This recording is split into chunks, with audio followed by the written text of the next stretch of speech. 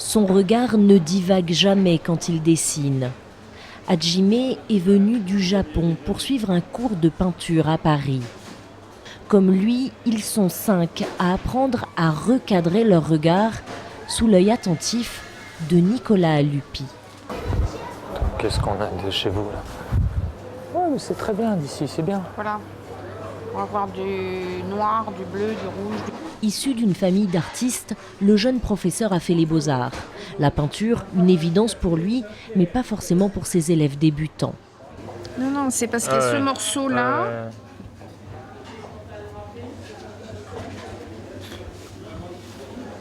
il y a un problème dans le dessin. Il manque un trait, je crois. Bon, C'est complexe de peindre, visiblement. oui, c'est le moins qu'on puisse dire. Peindre des natures mortes dans des endroits bien vivants, l'idée de Nicolas Aluppi est séduisante, mais pas si facile à mettre en œuvre.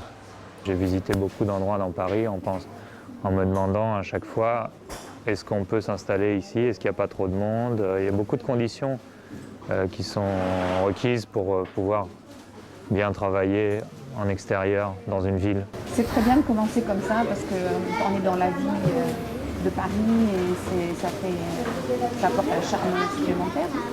Catherine, elle, est venue des États-Unis suivre ce stage. Pourtant, elle est peintre professionnelle, mais elle voulait ajouter à sa palette une touche plus européenne. It would be good to do everything on wet.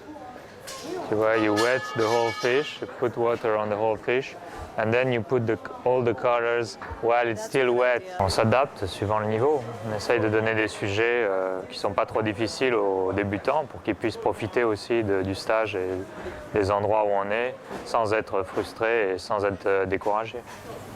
Car pour devenir un artiste totalement accompli, le chemin à parcourir est encore long. Prochaine étape demain, Montmartre, pour embrasser Paris du regard.